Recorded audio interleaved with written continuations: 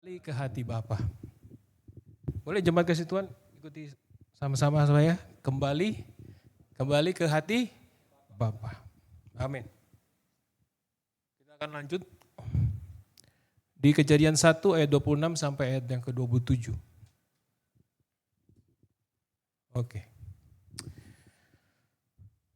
Firman Tuhan katakan, berfirmanlah Allah, baiklah kita menjadikan manusia menurut gambar dan rupa kita, supaya mereka berkuasa atas ikan-ikan di laut, dan burung-burung di udara, dan atas ternak, dan atas seluruh bumi, dan atas segala binatang yang melata, yang merayap di bumi. Maka Allah, ayat 27, maka Allah menciptakan manusia itu menurut gambarnya. Menurut gambar Allah diciptakannya dia, laki-laki dan perempuan diciptakannya mereka.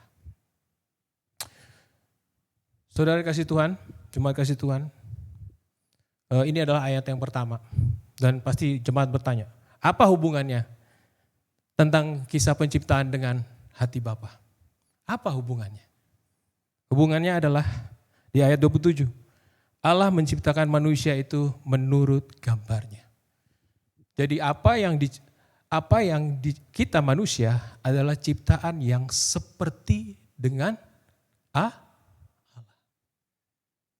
Nah, bicara apa yang mirip, yang sama, yaitu adalah hatinya. Jadi hati manusia itu mirip sama dengan hati Bapa. Dalam hal apa? Pasti jemaat bertanya-tanya, dalam hal apa? Kok sama? Ada 3 hal yang nanti kita langsung renungkan bersama-sama. Saya langsung bacakan, saya akan jabarkan saja 3 hal itu apa aja. 3 hal itu adalah di hati kita, manusia, dan di hati Tuhan, itu ada pikiran. Yang kedua, di situ ada perasaan. Yang ketiga, di situ ada kehendak.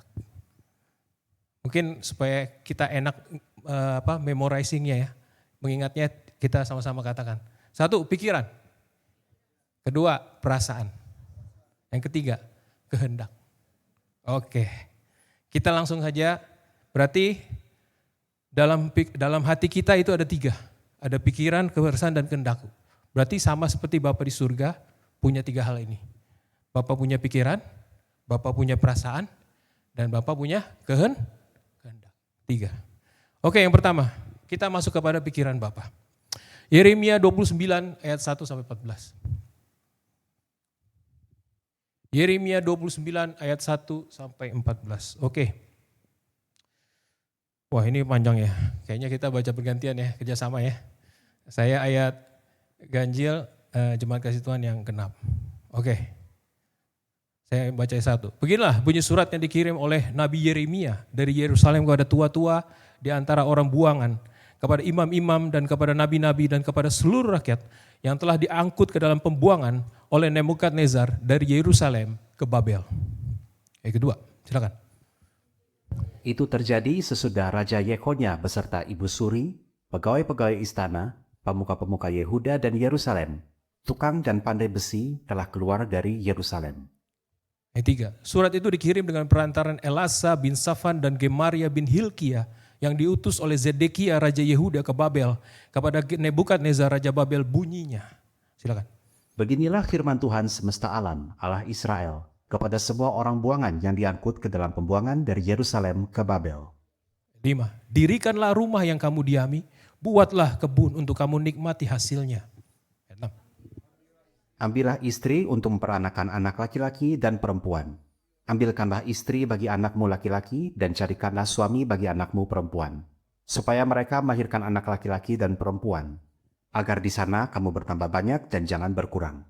Ayat 7, usahakanlah kesejahteraan kota di mana aku buang, dan berdoalah untuk kota itu kepada Tuhan, sebab kesejahteraannya adalah kesejahteraanmu. Sungguh, beginilah firman Tuhan semesta alam, Allah Israel. Janganlah kamu diperdayakan oleh nabi-nabimu yang ada di tengah-tengahmu dan oleh juru-juru tenungmu. Dan janganlah kamu dengarkan mimpi-mimpi yang mereka mimpikan. Ayat 9, sebab mereka bernubuat palsu kepadamu demi namaku, aku tidak mengutus mereka, demikianlah firman Tuhan. Sebab beginilah firman Tuhan. Apabila telah genap 70 tahun bagi Babel, barulah aku memperhatikan kamu. Aku akan menepati janjiku itu kepadamu dengan mengembalikan kamu ke tempat ini. Ayat 11. Sebab aku ini mengetahui rancangan-rancangan yang ada padaku mengenai kamu. Demikianlah firman Tuhan, yaitu rancangan damai sejahtera dan bukan rancangan kecelakaan, untuk memberikan kepadamu hari depan yang penuh harapan. 12. Dan apabila kamu berseru dan datang untuk berdoa kepadaku, maka aku akan mendengarkan kamu. Ayat 13. Apabila kamu mencari aku, kamu akan menemukan aku. Apabila kamu menanyakan aku dengan segenap hati. Aku akan beri kamu menemukan aku, demikianlah firman Tuhan. Dan aku akan memulihkan keadaanmu, dan akan mengumpulkan kamu dari antara segala bangsa, dan dari segala tempat kemana kamu telah kucerai-beraikan. Demikianlah firman Tuhan. Dan aku akan mengembalikan kamu ke tempat yang dari mana aku telah membuang kamu. Amin. Yang pertama tadi apa? Yang dalam di hati Tuhan, yaitu pikiran. Nah di sini panjang begini, di mana pikirannya Tuhan? Oke, itu adalah di ayat yang ke-11. Yaitu saya bacakan kembali. Sebab aku ini Tuhan Bapa mengetahui rancangan-rancangan yang ada padaku mengenai kamu. Demikianlah firman Tuhan, yaitu rancangan damai sejahtera dan bukan rancangan kecelakaan, dan memberikan kepadamu hari depan yang penuh pengharapan. Harapan. Amin. Jadi saya mau tanya, Tuhan baik gak? Baik. Tapi kenapa sampai Tuhan harus yang sebetulnya ya dari kisah ini yang adalah satu apa ya? Kalau saya bilang satu kesedihan sih juga ya. Kenapa? Tuhan berikan firman ini di tengah-tengah bangsa yang sebetulnya sudah dibuang. Bangsa Israel itu umat pilihan loh. Biji matanya. Tapi kenapa bangsa ini sampai dibuang ke Babel? Dan Tuhan sampai ngomong, aku ini punya rancangan yang indah loh buat kamu. Aku punya masa depan yang indah. Tapi Tuhan baik, tetap baik. Karena apa? Dia sampaikan ini sayangnya di mana? Di mereka lagi dibuang. Kenapa mereka dibuang? Karena mereka menyakiti hatinya Tuhan. Nah nanti kita masuk kepada perasaannya. Jadi pikiran Tuhan adalah baik. Buat setiap hidup kita, Tuhan tuh gak pernah ada satu titik atau satu pikiran untuk berbuat jahat bagi kita. Amin. Itu kita harus sepakati bersama. Bahwa Tuhan itu baik Tuhan. Oke, kemudian kita langsung masuk kepada yang kedua. Di hati Bapak itu ada apa? Perasaan. Nah, kita langsung masuk, ada 3 kisah. Baik di Kejadian Lama dan di Kejadian Baru. Tapi mungkin karena waktu, saya cuma ambil 2 saja. Yaitu di Kejadian 6 ayat 5 sampai 8.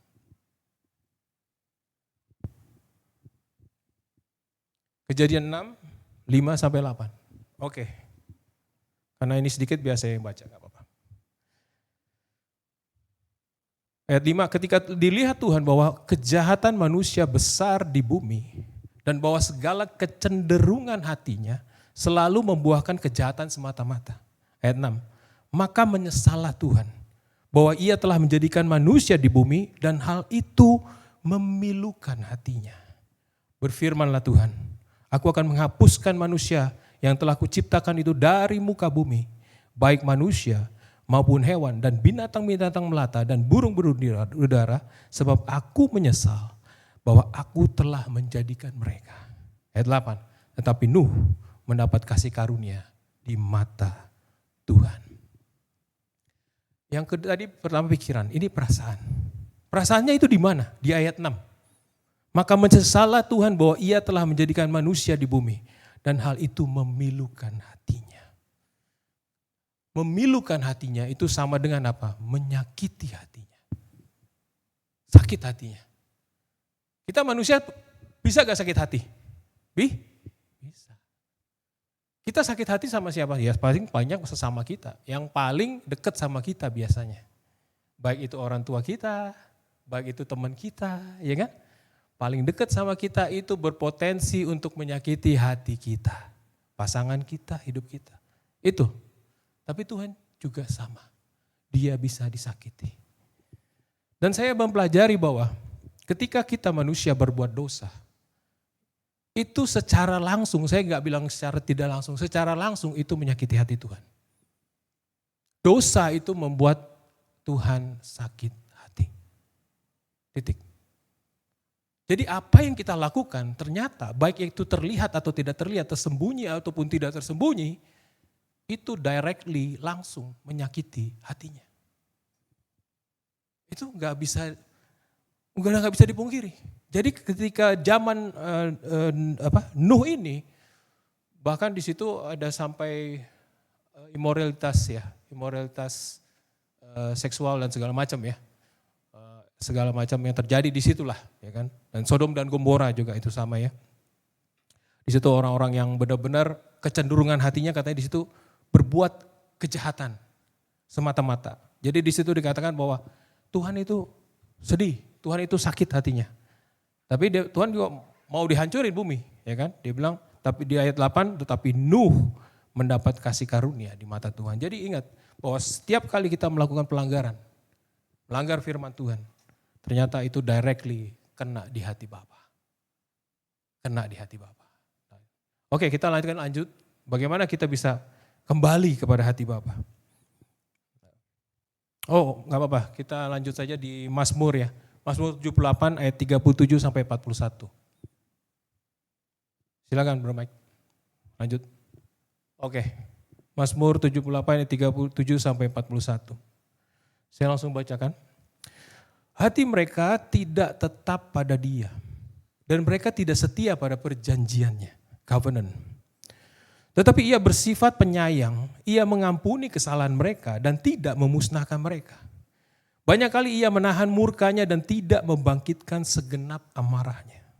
Ia ingat bahwa mereka itu daging, angin yang berlalu, yang tidak akan kembali. Ayat 40, berapa kali mereka memberontak terhadap Dia di padang gurun dan menyusahkan hatinya di padang belantara. Ayat 41, berulang kali mereka mencobai Allah, menyakiti hati yang kudus dari Israel. Ini yang kedua, bangsa Israel lagi di padang gurun. Dan kerjaannya mereka bukannya bersyukur, tapi komplain. Komplain, marah. Ini satunya pelajaran buat kita juga yang hidup di akhir zaman ini. Bahwa apapun yang terjadi dalam hidup kita, baik enak gak enak, harus tetap mengucap syukur. Amin. Kalau tidak mengucap syukur, ujung-ujungnya apa? Menyakiti hati yang kudus dari Israel. Dikatakan di ayat 40, menyusahkan hatinya. Tuhan dibuat susah loh, padahal Dia punya pikiran Dia tadi yang di itu, pikiran Tuhan adalah apa? Rancanganku damai sejahtera loh. Baik loh. Tapi kenapa kita umatnya masih menyakiti Dia? Sedangkan Dia memberikan kita yang baik, semua yang baik. Bahkan Dia berikan anaknya yang tunggal buat kita. Apa yang kurang ayo dari Bapa di surga? Semua yang baik Dia berikan. Karena kita yang tadi kesaksiannya pada ini. Kita berharga di mata Tuhan. Oke, kita lanjut aja mengenai perasaan Tuhan. Ternyata ada satu di perjanjian baru. Bahwa kita bisa menyakiti hati Tuhan. Efesus 4 ayat 17 sampai 32. Oke, saya langsung bacakan. Sebab itu kukatakan dan kutugaskan ini kepadamu di dalam Tuhan. Jangan hidup lagi sama seperti orang-orang yang tidak mengenal Allah. Dengan pikirannya yang sia-sia. Dan pengertiannya yang gelap jauh dari hidup persekutuan dengan Allah. Karena kebodohan yang di dalam mereka dan karena kedegilan hati mereka. Ayat 19. Perasaan mereka telah tumpul. Sehingga mereka menyerahkan diri kepada hawa nafsu dan mengerjakan segala serakah, segala macam kecemaran. Ayat 20. Tetapi kamu bukan demikian.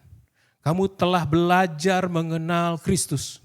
Ayat 21. Karena kamu telah mendengar tentang Dia dan menerima pengajaran di dalam Dia. Menurut kebenaran yang nyata dalam Kristus. Ayat 22. Yaitu bahwa kamu berhubung dengan kehidupan kamu yang dahulu harus menanggalkan manusia lama yang menemui kebinasaan oleh nafsunya yang menyesatkan. Ayat 23, supaya kamu dibaharui di dalam roh dan pikiranmu. Bertobat, metanoia. Ayat 24, dan mengenakan manusia baru yang telah diciptakan menurut kehendak Allah di dalam kebenaran dan kekudusan yang sesungguhnya. Ayat 25, karena itu buanglah dusta dan berkatalah benar seorang kepada yang lain, karena kita adalah sesama anggota. Ayat 26, apabila kamu marah, janganlah kamu berbuat dosa. Janganlah matahari terbenam sebelum padam amarahmu. Ayat 27, jangan memberi kesempatan kepada iblis. Ayat 28, orang yang mencuri, janganlah ia mencuri lagi. Tetapi baiklah ia bekerja keras dan melakukan pekerjaan yang baik dengan tangannya sendiri. Supaya ia dapat memberikan sesuatu kepada orang yang berkekurangan. Ayat 29, janganlah ada perkataan kotor keluar dari mulutmu. Tetapi pakailah perkataan yang baik untuk membangun. Di mana supaya mereka yang mendengarnya beroleh kasih karunia. Ayat 30, dan janganlah kamu mendukakan Roh Kudus Allah yang telah memeteraikan kamu menjelang hari penyelamatan. Ayat 31, segala kepahitan, kegeraman, kemarahan, pertikaian dan fitnah hendaklah dibuang dari antara kamu. Demikian pula segala kejahatan. Ayat 32, tetapi hendaklah kamu ramah seorang terhadap yang lain, penuh kasih mesra dan saling mengampuni, sebagaimana Allah di dalam Kristus telah mengampuni kamu. Yang di mana nih ayatnya nih? Yang melukai hatinya Tuhan. Ayat 30, dan janganlah kamu mendukakan Roh Kudus Allah yang telah memeteraikan kamu menjelang hari penyelamatan. Kita bisa menyakiti hati Tuhan dengan mendukakan Roh Kudus Allah. Roh Kudus adalah bagian dari dia, adalah Allah dan dia bisa disakiti. Dia adalah perwakilan Bapa buat kita. Amin. Roh Kudus yang ada dalam diri kita masing-masing, dia bisa didukakan. Berarti kita bisa menyakiti hati dia. Ketika kita tidak mau taat atas tuntunan Tuhan, Roh Kudus buat kita menyakiti hati Tuhan juga. Jadi ingat, menyakiti hati Tuhan itu bukan hanya di perjanjian lama, tapi saat ini perjanjian baru. Bahkan kita di akhir zaman, kita bisa menyakiti hati Tuhan. Dengan apa? Mendukakan Roh Kudus. Amin? Oke. Yang ketiga apa ya? Kehendak, oke. Dalam hati Bapa itu ada kehendak. Apa itu kehendaknya? Yohanes 3, 14-16. Oke, thank you, bermain. Yohanes 3, 14-16. Dan sama seperti Musa meninggikan ular di padang gurun, demikian juga anak manusia harus ditinggikan. Ayat 15, supaya setiap orang yang percaya kepadanya beroleh hidup yang kekal. Ayat 16, karena begitu besar kasih Allah akan dunia ini, sehingga ia telah mengaruniakan anaknya yang tunggal, supaya setiap orang yang percaya kepadanya tidak binasa, melainkan beroleh hidup yang kekal. Saya ulangi lagi, ini pikirannya Bapa. Dan sama seperti Musa meninggikan ular di padang gurun, demikian juga anak manusia harus ditinggikan, supaya setiap orang yang percaya kepadanya beroleh hidup yang kekal. Karena begitu besar kasih Allah akan dunia ini, sehingga ia mengaruniakan anaknya yang tunggal, supaya setiap orang yang percaya kepadanya tidak binasa, melainkan beroleh hidup yang kekal. Pas saya renungkan firman Tuhan ini, saya baca semua terjemahan. Yang membuat saya menggelitik pikiran saya adalah, di sini dikatakan di ayat 16 ya, begitu besar kasih Allah akan dunia ini sehingga ia telah mengaruniakan anaknya. Kenapa Tuhan Yesus nggak ngomong seharusnya begini dong? Kalau di bawahnya dia bilang ia telah mengaruniakan anaknya, sebetulnya di atas dia bilang jangan, Tuhan seharusnya tulisnya Bapa dong. Benar gak? Saya baca semua terjemahan, King James apa semua, for God so loved the world, ya, that he gave his only begotten son. For God, seharusnya gini, for Father so loved the world, so he gave his one beloved son. Seharusnya begitu dong. Ini menggelitik pikiran saya. Kenapa ya Tuhan Yesus ngomongnya Allah? Padahal di sini jelas-jelas ia mengaruniakan anaknya. Berarti seharusnya kan Bapa ya menyerahkan anaknya. Kenapa Tuhan Yesus tulisnya di sini Allah? Saya percaya itu ada maksudnya.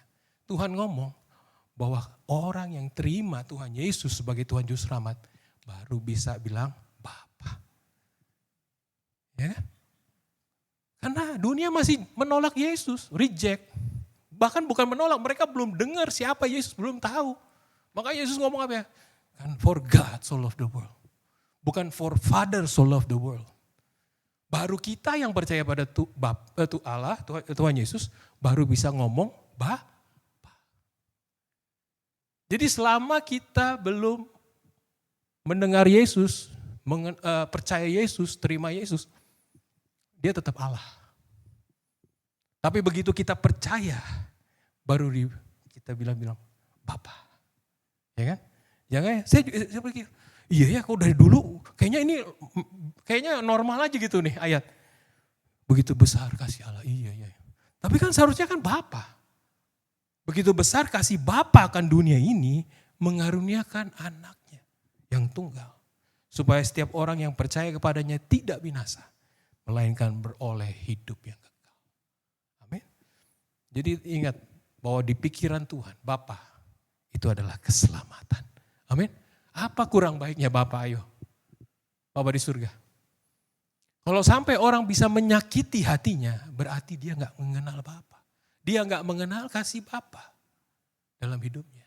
Kalau dia sampai menyakiti hatinya. Ingat, kita tuh bisa menyakiti hatinya di akhir zaman ini. Mendukakan Roh Kudus. Tidak taat pada tuntunan Roh Kudus. Kita menyakiti. Jadi hati-hati ya. Jaga perasaan Tuhan, Bapa. Hati-hati. Karena ingat, kita diciptakan serupa dengan Dia.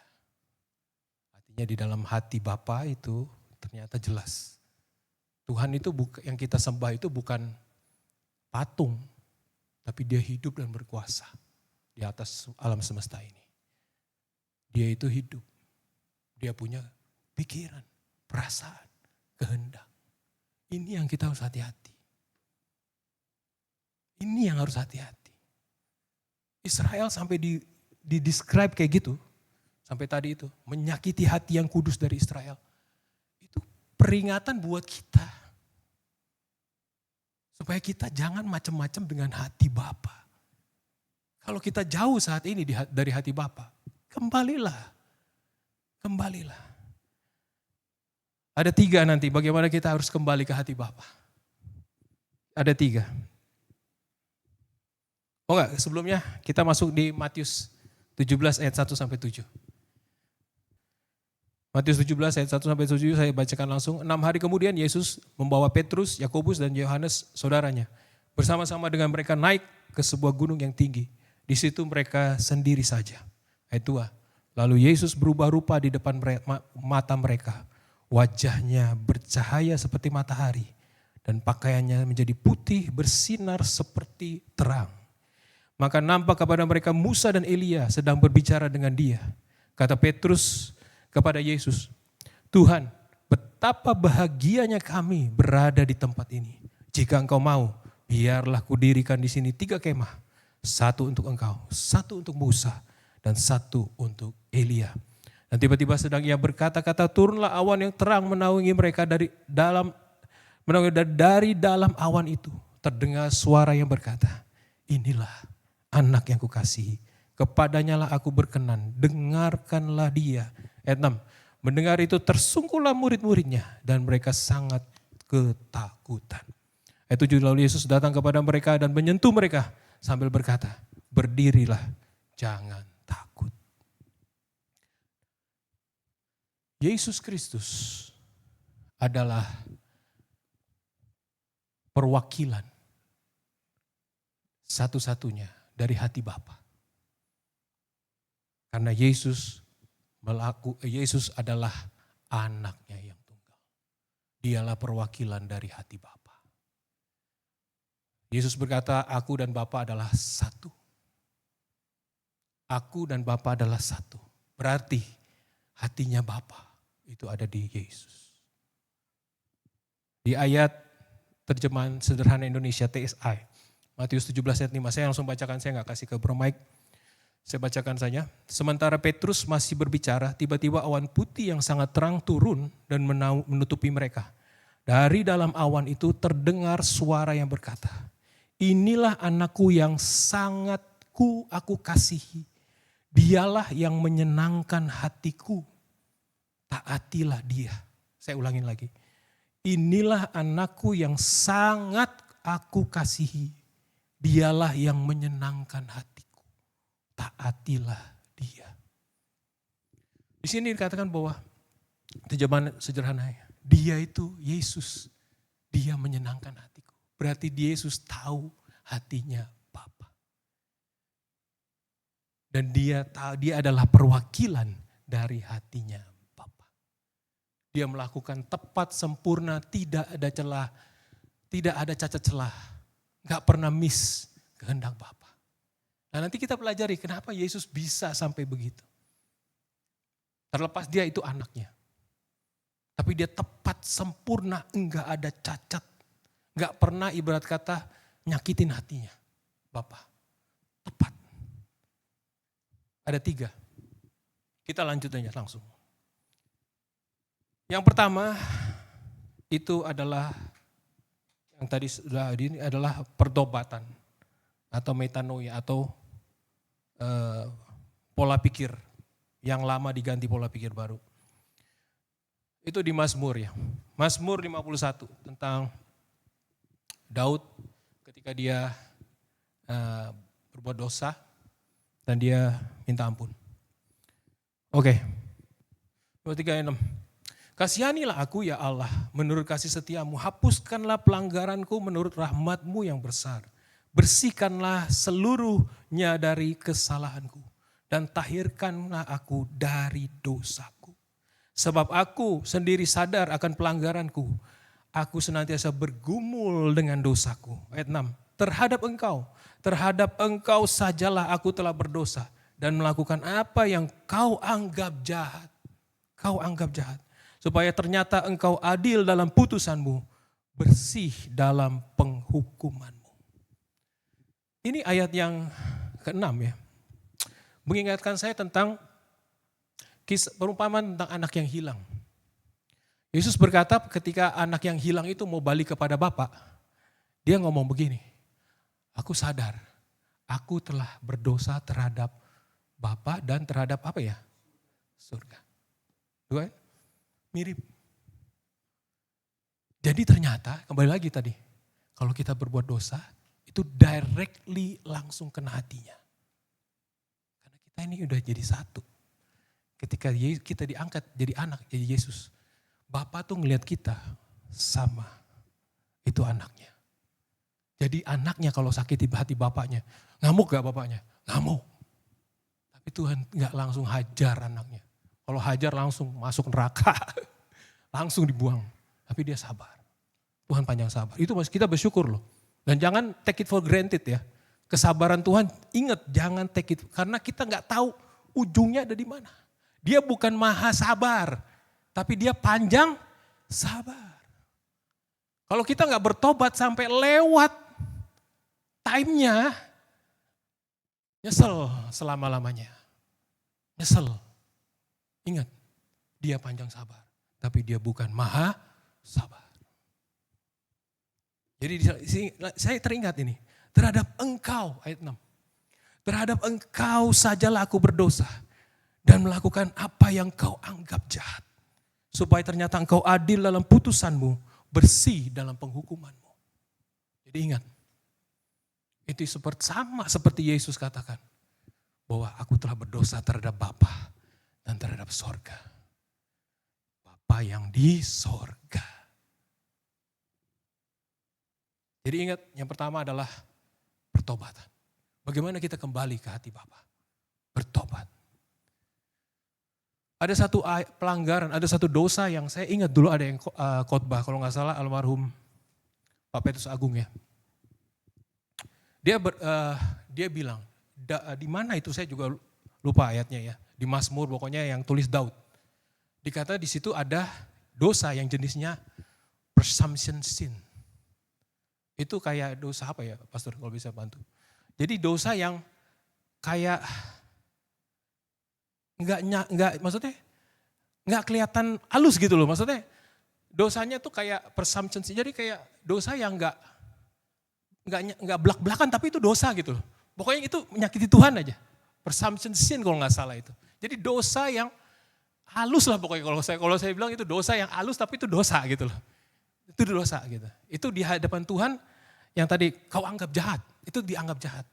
Jadi intinya adalah bagi Tuhan kita harus apa adanya. Amin. Apa adanya. Gak boleh siapa adanya. Ya kan? Jadi apa adanya aja dalam Tuhan. Kemudian kita lanjut aja. Tadi sampai mana ya? Ayat 9. Ayat 9 boleh Mike. 9, kita poin-poinnya aja karena waktu ya. 9, bersihkanlah aku daripada dosaku dengan hisop. Hisop itu butuh apa? Darah. Darahnya darah siapa? Anak domba Allah. Siapa itu? Darah Yesus. Bahwa Daud sudah bernubuat bahwa yang membersihkan dosa adalah dengan hisop, itu dengan darah Yesus. Hanya dengan darah Yesus. Setiap perbuatan dosa yang menyakiti hati Bapa itu dihapus loh. Itulah dahsyatnya kuasa darah Tuhan Yesus. Bersihkan dengan hisop maka aku menjadi tahir, basuhlah aku maka aku menjadi lebih putih dari salju. Ayat 13. Ini juga. Janganlah membuang aku dari hadapanmu. Janganlah mengambil rohmu yang kudus daripadaku. Kenapa roh kudus penting? Karena dia akan menuntun kita pada seluruh kebenaran. Dia akan memastikan bahwa kita hidup menyenangkan hati Bapa. Bukan mendukakan. Jangan didukakan itu roh kudus. Karena dia yang akan menuntun kita supaya hidup kita, setiap perbuatan kita itu menyenangkan hati Bapa. Makanya dia materai menjelang hari penyelamatan, hari keselamatan kita. Ayat 19. Korban sembelihan kepada Allah ialah jiwa yang hancur. Hati yang patah dan remuk tidak akan kau pandang hina, ya Allah. Artinya apa? Kita kalau mau bertobat segenap hati. Gak bisa sepotong-sepotong, setengah-setengah. Bertobat full heart. Mengasihi Tuhan full heart. Amin? Amin? Oke, kita lanjut. Yang kedua apa? Kalau kita mau balik ke hatinya Bapa. Yang pertama tadi pertobatan. Yang kedua, Markus 1 ayat 35, bayar harganya. Nah di sini yang kita harus terus belajar ya, bayar harganya, mencari hatinya Tuhan, mencari kehendaknya. Markus 1 ayat 35, simpel banget. Pagi-pagi benar, waktu hari masih gelap, ia bangun, siapa ini ia? Yesus. Dan pergi keluar, ia pergi ke tempat yang sunyi dan berdoa di sana. Ini adalah satu teladan buat kita. Kalau mau tahu hati Bapa, kita harus tahu hatinya Tuhan dong, supaya kita nggak nyakitin hatinya. Benar gak? Kita harus tahu apanya maunya dia. Kalau kita nggak tahu, ya perbuatan kita yang menyakiti dia. Karena kita nggak tahu apa yang dia mau. Caranya itu. Dan saya percaya bahwa Yesus, yang tadi Yesus tidak pernah miss mentaati kehendak Bapa. Karena ini, dia bersekutu dengan Bapa. Inilah momen yang krusial bagi Tuhan Yesus adalah ketika dia bersama dengan Bapa di dalam doa. Dalam persekutuan dengan Bapa. Karena ini momen-momen yang supaya dia tahu apa yang kehendaknya. Dan Yesus taat 100%. Tidak miss dari kehendak Bapa, sempurna. Karena dia mau bayar harga. Dia pay the price untuk mau tahu kehendak Tuhan. Ada satu peribahasa, kalau kita udah tahu bahwa ada peribahasa jauh di mata, dekat di hati. Yesus masih ada di bumi. Bapa dalam kerajaan surga. Yesus diutus ke bumi. Kan ada jarak kan. Bumi dan surga itu dekat gak jaraknya? Jauh. Jauh. Tapi gimana? Hanya dengan doa. Sekalipun Yesus di bumi, tapi dia dekat dengan hati Bapa. Yaitu apa? Hatinya ada dalam kerajaan surga. Amin. Kalau kita bersekutu dalam doa, baik kita sehari-hari, pribadi, baik itu secara corporate bersama-sama. Ya kan? Itu kita sama. Walaupun kita jauh daripada Tuhan, maksudnya secara fisik ya, kita ada di bumi. Tapi kita tuh ada dekat loh di hatinya. Amin. Lewat doa. Doa perlu bayar harganya gak? Perlu gak? Perlu. Karena kalau nggak mau bayar ya nggak ada apa-apa. Ya biasa aja pagi-pagi langsung scroll. Hehe. TikTok, scroll langsung. Itu nggak usah bayar harga, orang tinggal tap dibuka aja kok. Ya kan? Tapi bayar harganya. Tahu kehendak Bapa supaya jangan sakitin hati Bapa. Oke, yang terakhir. Yang ketiga. Yohanes 16 ayat 12 sampai 15. Ayat 12, masih banyak hal yang harus kukatakan kepadamu, tetapi sekarang kamu belum dapat menanggungnya. Ayat 13, tetapi apabila ia datang, yaitu roh kebenaran, ia akan memimpin kamu ke dalam seluruh kebenaran. Sebab ia tidak berkata-kata dari dirinya sendiri, tetapi segala sesuatu didengarnya itulah yang dikatakannya. Dan ia akan memberitahukan kepadamu hal-hal yang akan datang. Ia akan memuliakan aku, sebab ia akan memberitakan kepadamu apa yang diterimanya daripadaku. Segala sesuatu yang Bapa punya adalah aku punya. Sebab itu aku berkata, ia akan memberikan kepadamu apa yang diterimanya daripadaku. Yang ketiga, bagaimana kita bisa dekat kembali ke hati Bapa? Itu dengan dipenuhi dan dituntun oleh Roh Kudus. Yang ketiga. Jadi saya akan recap lagi dengan cepat. Di hati Bapa itu ada apa? Ada 3. Pikiran, perasaan, dan kehendak. 3. Kemudian bagaimana kita bisa kembali kepada hati Bapa? Pertama itu pertobatan. Yang kedua adalah bayar harganya. Doa. Yang ketiga adalah dipenuhi dan dipimpin oleh Roh Kudus. Terakhir sekali. Wahyu 21 ayat 1 sampai 4. Lalu aku melihat langit yang baru dan bumi yang baru. Sebab langit yang pertama dan bumi yang pertama telah berlalu dan laut pun tidak ada lagi. Dan aku melihat kota yang kudus, Yerusalem yang baru, turun dari surga, dari Allah yang berhias bagaikan pengantin perempuan yang berdandan untuk suaminya. Lalu aku mendengar suara yang nyaring dari tahta itu berkata, lihatlah, kemah Allah ada di tengah-tengah manusia, dan ia akan diam bersama-sama dengan mereka, dan mereka akan menjadi umatnya, dan ia akan menjadi Allah mereka. Dan ia akan menghapus segala air mata dari mata mereka. Dan maut tidak akan ada lagi. Tidak akan ada lagi perkabungan atau ratap tangis atau duka cita. Sebab segala sesuatu yang lama itu telah berlalu. Kita lanjut langsung ke Yeremia 31 ayat 33 versi BIMK. Ayo jemaat sama-sama kita berkatakan ini. Ayat 33. Inilah perjanjian baru yang akan kubuat dengan umatku Israel. Hukum-hukumku akan kutaruh di dalam batin mereka. Dan aku tulis pada hati mereka. Dan aku akan menjadi Allah mereka. Dan mereka akan menjadi umatku. Satu hal yang menggetarkan hati saya. Ketika saya mulai baca terus. Ada satu kalimat yang berkata. Aku akan menjadi Allah mereka. Dan mereka akan menjadi umatku. Ini menggetarkan loh. Karena apa? Ini berulang-ulang kali kasih tahu. Di perjanjian lama ini sudah disebut berapa kali nih kalimat ini. Artinya apa? Saya mau kasih tahu bahwa satu hal.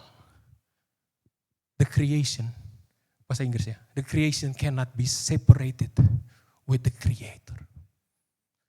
Yang diciptakan enggak bisa dipisah dari yang mencipta. Kenapa? Kalau dipisah, error pasti. Yakinlah. Kalau robot dibuat sama penciptanya, itu robot gak boleh jauh-jauh dari penciptanya. Kalau gak error dia. Saya pernah dengar barusan ada yang membuat, ada AI kalau gak salah. Itu AI kabur. Ngeri itu loh. Kalau kabur berarti kan harus dicari tuh. Kalau gak dia bikin macam-macam sendiri AI. Ngaco. Nah makanya sama saudara. Kita sama Bapak gak bisa terpisah jauh-jauh. Harus dekat. Kalau gak hidup kita error. Makanya di Wahyu sampai dibilang nanti kita akan selama-lamanya dengan dia. Amin. Akan selama-lamanya. Yerusalem yang baru. Saya percaya bahwa event akhir zaman ini sudah di mata kita. Ingat. Bahwa bangsa Israel sedang ngotot bangun bait suci yang ketiga. Itu udah di depan mata kita loh. Bahwa kedatangan Tuhan sudah sangat singkat. Kita perlu kembali ke hati Bapa. Segera. Supaya kita tidak menyakiti lagi hatinya. Ini pesan. Ingat, kedatangan Tuhan sudah sangat singkat. Dan itu ada di depan mata kita. Kalau lihat berita akhir-akhir ini mengerikan sekali. Karena apa? Ini wahyu. Yang di situ saya percaya di wahyu. Bahkan tentang isi hati Bapa itu ada di wahyu. Bahwa skenario bahwa dunia ini akan segera lenyap. Itu ada di hati Bapa. Ingat di hatinya ada apa tadi? Kehendak. Itu sudah di skenario. Makanya kalau kita tahu bahwa dunia ini akan habisnya seperti apa. Bahwa kita ada di ujung dari zaman. Kita udah gak ada lagi mau main-main lagi dengan hati Bapa. Amin. Jangan main-main lagi. Udah di depan mata. Mengerikan berita akhir ini. Bahwa bait suci itu pengen dibangun sama bangsa Israel. Ini mengerikan sekali. Kita udah di ujung dari akhir zaman. Maka oleh karena itu firman Tuhan, yuk Bapa mau kita jadi umatnya. Dan dia menjadi Allah kita, Bapa kita. Ini menggetarkan hati saya loh. Bahwa Allah mau jadi kita umatnya. Dan kita supaya enggak error. Supaya bahasa ininya henghong. Gitu. Ngaco hidupnya. Jauh dari Tuhan, kehendaknya. Bahwa dosa itu ngeri loh. Ada dosa yang kita anggap enggak dosa. Tapi itu dosa. Yang tadi istilahnya presumption sin. Saya juga udah lama itu enggak. Di mana enggak, saya udah enggak tahu ayatnya di mana. Tapi saya percaya bahwa kalau kita sama Bapa, jangan main-main. Amin. Karena Bapa sudah berikan semua. Putranya yang tunggal. Roh Kudus sudah diberikan kepada kita. Tinggal kita mau taat atau enggak. Kita mau hidup menyenangkan hati Tuhan atau tidak. Itu pilihan di tangan kita. Ingat ini sudah hari-hari yang terakhir. Di depan mata kita skenario akhir zaman ini akan berjalan. Dengan cepat. Karena kedatangannya. The King is coming. Amin. The King of Kings is coming back. The second coming of Jesus Christ. Jadi saya percaya bahwa inilah berita mengenai hati Bapa. Jangan main-main. Kita harus tahu kehendak Bapa. Menyukakan hatinya. Karena dia telah berikan semuanya. Tadi pagi saya bangun. Mungkin sebentar saja ya. Tadi pagi saya bangun. Tiba-tiba di kepala saya ada satu lagu. Lagu yang baru saya juga dengar ya, gak lama ya. Apa ya judulnya? Judulnya Anugerahmu Mempesonaku. Saya cuma bacakan saja liriknya. Tuhan, kau sungguh besar. Karyamu sungguh ajaib. Tak hentinya aku mengagumi. Sungguh kau ajaib. Aku mau selalu bersyukur kepadamu Tuhan. Anugerahmu mempesonaku. Selalu dan selalu kau angkat hatiku. Kau membuatku berharga di matamu. Ini tadi pagi saya bangun. Belum melek, belum apa. Masih baru mau mata buka. Ini lagu udah ada di otak saya. Dan saya cuma bilang, Tuhan, anugerahmu Yesus Kristus mempesonaku. Amin. Amin. Jemaat kasih Tuhan, ingat kita sudah di akhir dari akhir zaman. Jangan jauh-jauh dari hati Bapa. Kembali ke hati Bapa. Karena di situ ada semuanya. Amin. Penyediaannya. Bahkan diluputkan dari bencana-bencana. Ingat loh, kita ini lihat aja matahari udah panasnya kayak begini gitu ya. Kita udah di ujung. Materai-materai itu di akhir zaman sedang dibuka. Saya dengar dari Daud Tony bahwa tadi tahun keberapa materai yang ketiga itu akan dibuka di Wahyu. Ya, sampai semua ingat kembali itu nubuatan perlu diuji. Tapi ingat kita sudah di akhir zaman. Kita lihat bahwa bangsa Israel sudah ngotot bangun bait suci yang ketiga. Itu artinya sudah sangat dekat. Dan ini harus jadi peringatan bagi kita gerejanya. Jangan tertidur. Kenali hati Bapa. Dan senangi hati Bapa. Senangi ya dia. Dengan ketaatan kita. Amin. Sekian firman Tuhan, sekian pesan yang dari Tuhan saya sampaikan. Dan kiranya Tuhan Yesus memberkati kita semua. Amin. Tuhan Yesus berkati. Silakan saya kembalikan ke